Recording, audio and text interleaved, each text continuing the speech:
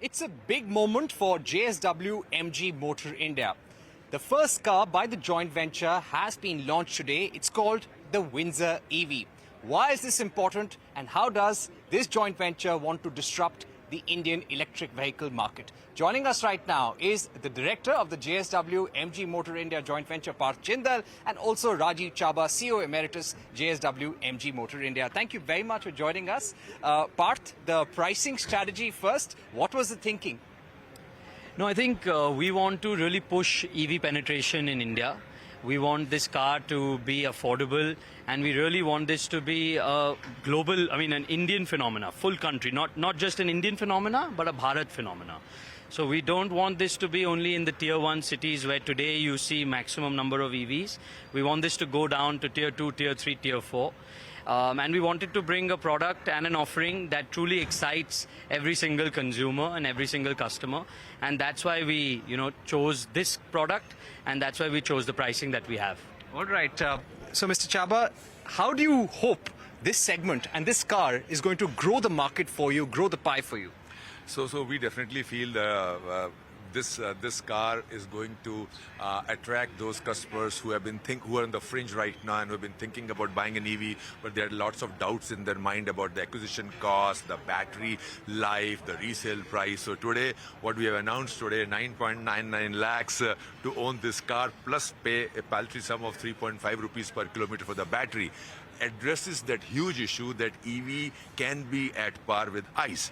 And then other issues what we have addressed today, as you know, is that people talk about the battery life and all. We are saying, hey, this battery is for your lifetime guarantee we are giving on this battery as long as you own it as a first car, and likewise resale price. So with all these package, I think it's a very compelling proposition, and the people who have been thinking about buying an EV, it will be a very forced, compelling thing to them to really consider Windsor. All right, so roughly 10 lakhs ex-showroom. What will be the top variant and how will it cost? So we are going to announce all that very soon before the bookings start on 3rd of October. But today we are trying to I shouldn't say educate, but trying to dispel this notion that EVs are costly. EVs can be, with this Windsor launch, with the current battery prices, we are trying to say, hey, this car is actually equivalent or better than the ICE engine. Right. Apart range anxiety, that's a real issue for people considering buying electric vehicles. How are you trying to break that doubt with the Windsor EV?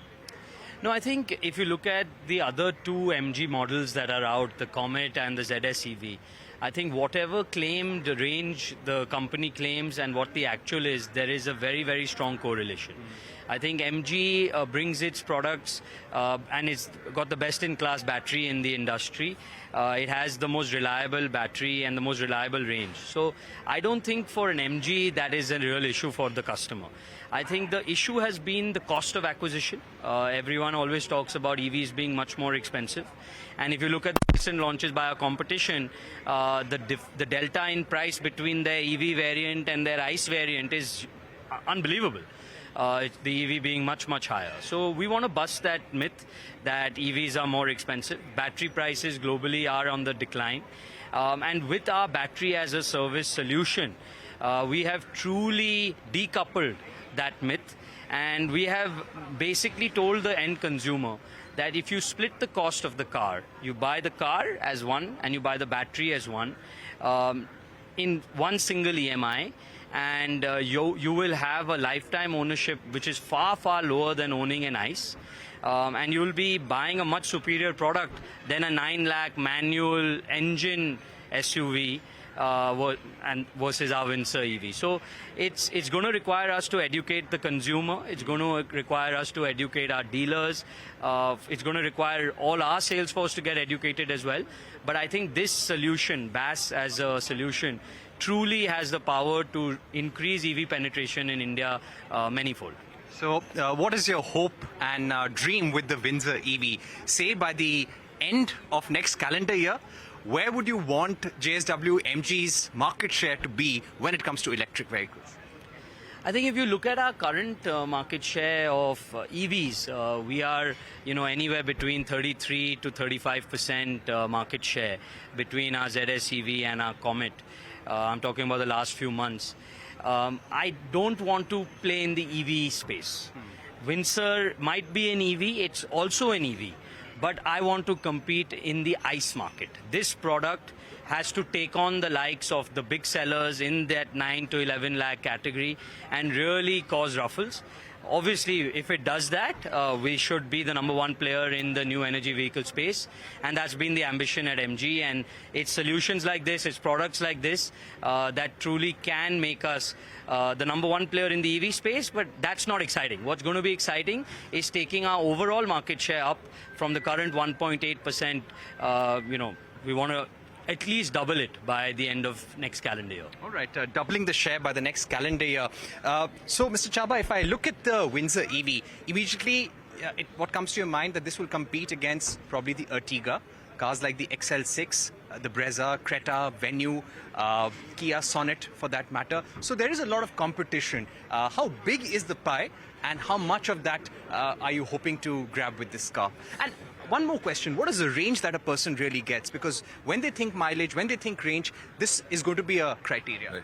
So I think, Parikshit, you have answered this. The segment is huge. So, we are trying to attack compact SUV and B SUV, as we call it. So the pie is really huge. And right now, EV penetration is only 2%. As Parth just said, that we are trying to attract even the ICE customers with this offering. So the sky is the limit. It depends on our ability to educate people, train people, and convince people. On the range side, Parikshit, I would like to add on to what Parth said. As you know, only last month we initiated eHub, MG eHub. It means 80%, approximately 80% of the chargers of this country is available on our MG e app. And we are trying to encourage customers to go out and drive the car from even outside your city.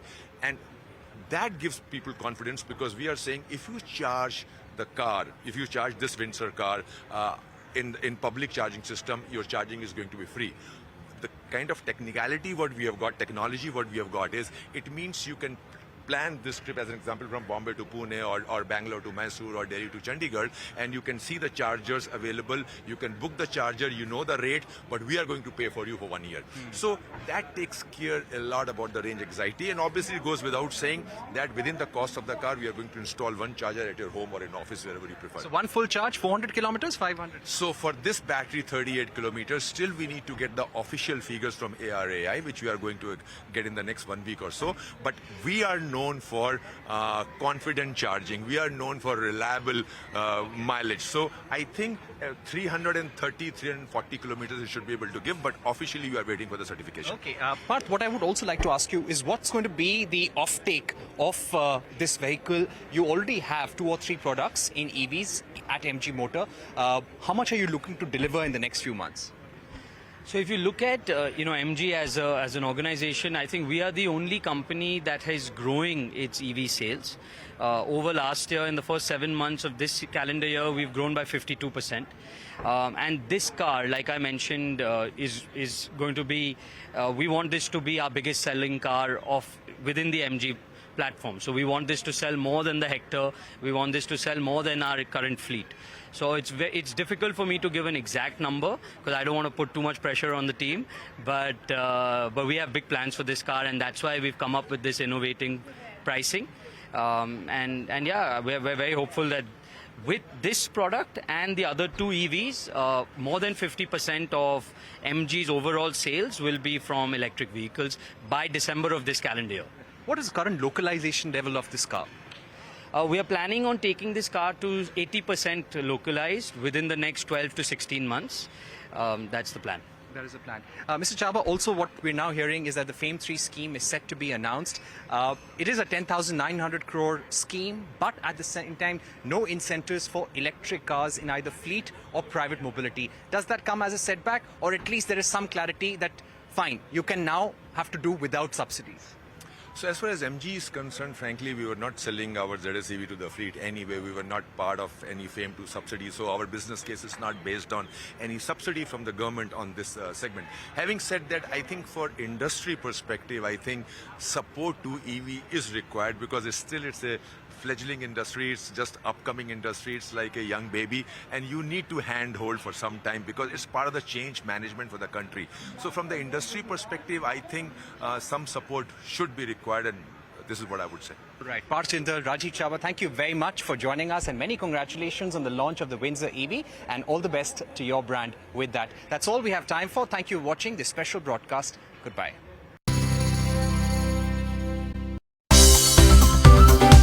Well, thanks so much for tuning in to CNBC TV 18. Make sure you follow us and stay updated on all our social media platforms.